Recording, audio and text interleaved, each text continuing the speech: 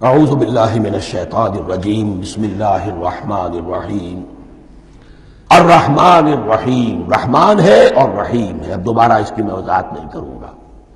مالک یوم الدین، یوم دین کا مختار مطلق ہے۔ دین عربی زبان میں کہتے ہیں بدلے کو، دناہم کما دانو، کما تدینو تو دانو، یہ کہاوت ہے۔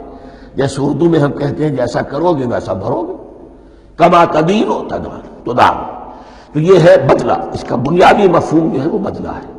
تو بدلے کا ایک دن ہے جس دن فیصلہ ہوگا کہ کون کیا کما کر لایا ہے، اسے کیا بدلہ ملنا چاہیے۔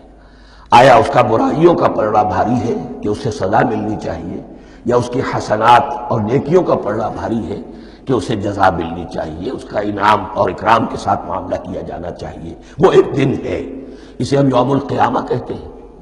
اور لیکن اصل بات جو یہاں کہی گئی، یعنی ایک جملے میں تین باتوں کا اعتراف ہو رہا ہے۔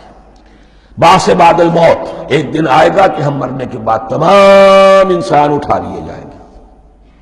پھر حساب و کتاب، پھر اللہ کے ہاں حاضری ہوگی اور حساب کتاب ہوگا۔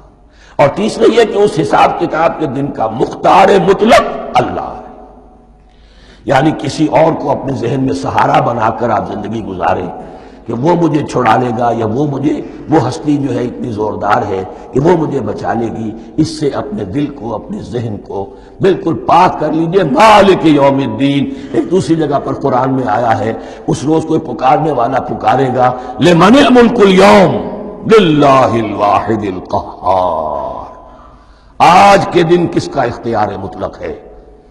اور پھر کہا جائے گا اللہ کے لیے، الواحد قہار، جو پوری طرح چھایا ہوا ہے، بس تولی ہے۔ تو مالک یوم الدین، جو جزا و سزا کے دن کا مالک ہے۔ اب یہاں سے کلام ایک رخ بدل رہا ہے۔ ابھی تک تو یہ غائبانہ انداز میں کلام ہو رہا ہے، اللہ سے خطاب نہیں آیا اس میں ابھی۔ الحمدللہ رب العالمین الرحمن الرحیم مالک یوم الدین، اب خطاب ہے ایاک نعبد و ایاک نستعین، ہم صرف تیری ہی بندگی کرتے ہیں اور کریں گے، اور ہم صرف تجھ ہی سے مدد مانگتے ہیں اور مانگیں گے۔ یہ ترجمہ میں کیوں کر رہا ہوں کہ یہ فعل مضارع ہے۔ عربی زبان میں فعل مضارع حال اور مستقبل دونوں کو کور کرتا ہے۔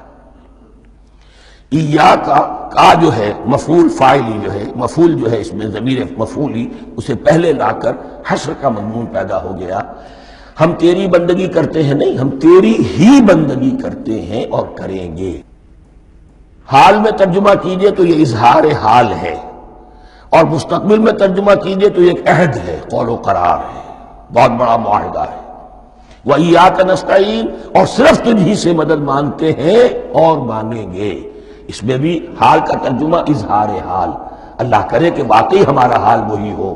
جب ہم یہ الفاظ کہتے ہیں تو واقعتاً ہم اس پر پورے اتر رہے ہوں کہ اسی کی بندگی کر رہے ہوں اور اسی سے ساری استعانت اور استمداد کر رہے ہیں۔ جہاں تک مستقبل کا تعلق ہے وہ پھر ایک عہد ہے۔